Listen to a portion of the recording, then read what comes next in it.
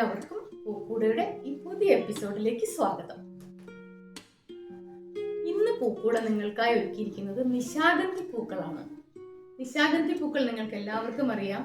മാത്രവുമല്ല, ഒരിക്കൽ നിശാഗന്ധി പൂക്കൾ ഞാൻ എൻ്റെ നേരത്തെയുള്ള വീഡിയോയിൽ ഞാൻ നിങ്ങൾക്ക് വേണ്ടി പോസ്റ്റ് ചെയ്തിട്ടുണ്ടായിരുന്നു. എല്ലാവരും അത് കണ്ടിരിക്കാൻ ഇടയില്ല എന്ന് എനിക്കറിയാം. അതുകൊണ്ടാണ് ഇന്ന് ഒരിക്കൽ കൂടി ഈ പൂക്കൾ തന്നെ ചെയ്യാമെന്ന് വിചാരിച്ചത്. മാത്രമല്ല, കുറച്ച് സബ്സ്ക്രൈബേഴ്സ് ഒക്കെ ചോദിച്ചിട്ടുമുണ്ട്, ഒരിക്കൽ കൂടി നിശാഗന്ധി പൂക്കൾ ഒന്ന് കാണിക്കാമോ എന്ന് ചോദിച്ചിട്ടുണ്ട്. അതുകൊണ്ട് കൂടിയാണ് കേട്ടോ.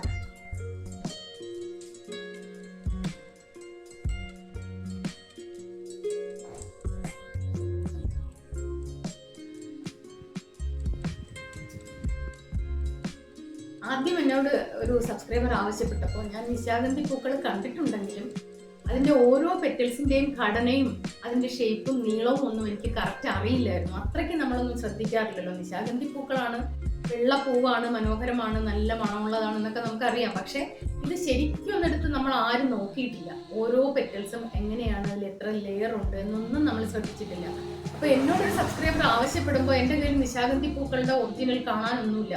പടത്തിൽ നമ്മൾ കണ്ടു കഴിഞ്ഞാൽ അത്ര വ്യക്തമായിട്ട് ഓരോ പെറ്റൽസിൻ്റെയും ആ ഘടനയൊന്നും നമുക്ക് മനസ്സിലാവില്ല.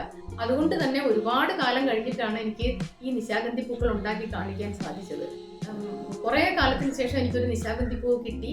ഒരു ദിവസം ഒരു രാത്രിയിൽ നമ്മൾ എവിടെ പോകുമ്പം എനിക്ക് അവിടെ പൂ വിടർന്ന് നിൽക്കുന്നത് കണ്ടിട്ട് ഞാൻ അവിടെ പോയി നിന്ന് ഒരു പൂ പൊട്ടിച്ചെടുത്തു.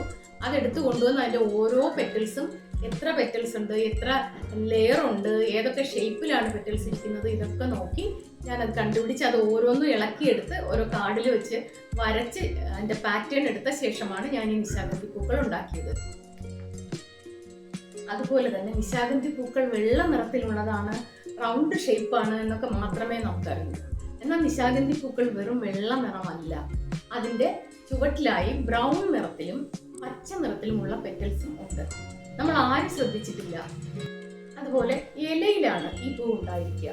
ഇതുപോലൊരു പച്ച ഇലയിൽ ആ ഇലയുടെ തുമ്പത്ത് അല്ലെങ്കിൽ ഈ ഓരോ കട്ടിങ്ങിലും മൊട്ട് വരാനുള്ളതാണ്. ഈ ഓരോ കട്ടിങ്ങിലും മൊട്ട് വന്ന് പൂക്കൾ ഉണ്ടാവും.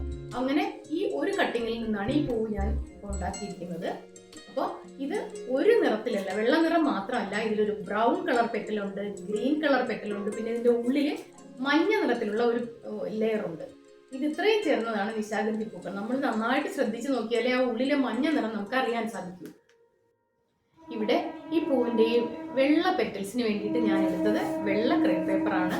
അതുപോലെ ബ്രൗൺ പെറ്റൽസിന് ബ്രൗൺ ക്രേപ്പ് പേപ്പറും എടുത്തിട്ടുണ്ട്. പിന്നെ ഒരു ഗ്രീൻ ആണ്, ഒരു പിസ്ത ഗ്രീൻ പോലെയാണ് ആ ഗ്രീൻ ഉള്ളത്, ഡാർക്ക് ഗ്രീൻ അല്ല ഈ ഗ്രീൻ പെറ്റലിന്. അപ്പോൾ പിസ്ത ഗ്രീൻ ക്രേപ്പ് പേപ്പറും എടുത്തിട്ടുണ്ട്. പിന്നെ ഈ ഇല ഉണ്ടാക്കുന്നതിന് വേണ്ടി ഹാൻഡ് മെയ്ഡ് കോട്ടൺ ഷീറ്റ് എന്ന് പറഞ്ഞിട്ട് ഒരു ഗ്രീൻ, ഇത് പല കളറിൽ കിട്ടും, നമുക്ക് ഓൺലൈനിൽ കിട്ടുന്നതാണ്. എല്ലാ കളറിലും ഈ ഷീറ്റ് കിട്ടുന്നതാണ്. നിങ്ങൾക്ക് ആവശ്യമുണ്ടെങ്കിൽ ഓൺലൈനിൽ നിങ്ങൾക്ക് പർച്ചേസ് ചെയ്യാവുന്നതാണ്. ആവശ്യമുള്ളവർ പറഞ്ഞാൽ അതിൻ്റെ ലിങ്ക് ഞാൻ കമൻറ്റ് ബോക്സിൽ ആഡ് ചെയ്യാം. അതുപോലെ തന്നെ ഈ ഓരോ പേപ്പറും, എല്ലാ തരം ക്രേപ്പ് പേപ്പറും നമുക്ക് ഓൺലൈനിൽ ലഭ്യമാണ്. നിങ്ങൾക്ക് ആവശ്യമുള്ളവർ കമൻറ്റ് ചെയ്യുക. കമൻറ്റ് ബോക്സിൽ ഇതിൻ്റെ ലിങ്ക് ഞാൻ പിൻ ചെയ്യാം. അപ്പോൾ ഈ നിശാഗന്ധി പൂക്കൾ ഉണ്ടാക്കുന്നത് എങ്ങനെയാണെന്ന് നേരത്തെ ഞാൻ വീഡിയോ ഇട്ടിട്ടുള്ളതാണ്. നിങ്ങൾ പലരും കണ്ടിരിക്കും. കണ്ടിട്ടില്ലാത്തവർ തീർച്ചയായും കാണണം. നിങ്ങൾക്ക് വേണ്ടി ഞാനത് കമൻറ്റ് ബോക്സിൽ പിൻ ചെയ്തിട്ടുണ്ട്. തീർച്ചയായും നിങ്ങളത് കാണുക. വീണ്ടും ഒരിക്കൽ കൂടി കാണിക്കുന്നത് വെറുതെ ആയിപ്പോകും. അതുകൊണ്ട് തീർച്ചയായും നിങ്ങൾ ആ വീഡിയോ കൂടി ഒന്ന് കാണണം. തീർച്ചയായും കമൻറ്റ് ബോക്സിൽ പിൻ ചെയ്യുക. അപ്പോൾ ഇത് ഉണ്ടാക്കുന്നത് എങ്ങനെയാണ് എന്നുള്ളത് അതോടെ നിങ്ങൾക്ക് മനസ്സിലാവും അത് കാണുമ്പോൾ. അപ്പോൾ ഈ ഹാൻഡ് മെയ്ഡ് കോട്ടൺ ഷീറ്റ് എന്തിനാണ് നിങ്ങളെ പരിചയപ്പെടുത്തിയതെന്നല്ലേ? അത് ഈ ലീഫ് ഉണ്ടാക്കുന്നതിന്, നമ്മുടെ നിശാഗന്ധിയുടെ ലീഫ് ഉണ്ടാക്കുന്നതിനാണ് ഞാൻ ഈ കോട്ടൺ ഷീറ്റ് എടുത്തിട്ടുള്ളത്. നിങ്ങളും അതുപോലെ ഈ കോട്ടൺ ഷീറ്റ് വാങ്ങണം. പിൻ ചെയ്തിട്ടുണ്ട് കമൻറ്റ് ബോക്സിൽ. ഈ കോട്ടൺ ഷീറ്റ് വാങ്ങി തന്നെ ഇതിൻ്റെ ലീഫ് ഉണ്ടാക്കിയെടുക്കണം. ഇതാണ് ഏറ്റവും എളുപ്പം. ഇതാണ് സാധാരണ ക്രേപ്പ് പേപ്പർ ഗ്രീനിൽ ഈ ലീഫ് ഉണ്ടാക്കിയാൽ ഇത്രയും സ്റ്റിഫ്നെസ് കിട്ടില്ല. മാത്രമല്ല, നമുക്ക് ഈ പൂക്കൾ ഇതിൻ്റെ ഈ ഓരോ ഇതിലും സെറ്റ് ചെയ്തെടുക്കുന്നതിന് വേണ്ടി ഇത്രയും കട്ടിയുള്ള ഷീറ്റ് തന്നെ വേണം. അതുകൊണ്ടാണ് ഹാൻഡ് മെയ്ഡ് കോട്ടൺ ഷീറ്റ് തന്നെ വേണമെന്ന് പറഞ്ഞത്. ക്രേപ്പ് പേപ്പറിൽ അത് സാധിക്കില്ല, വളരെ കട്ടി കുറഞ്ഞതാണ്.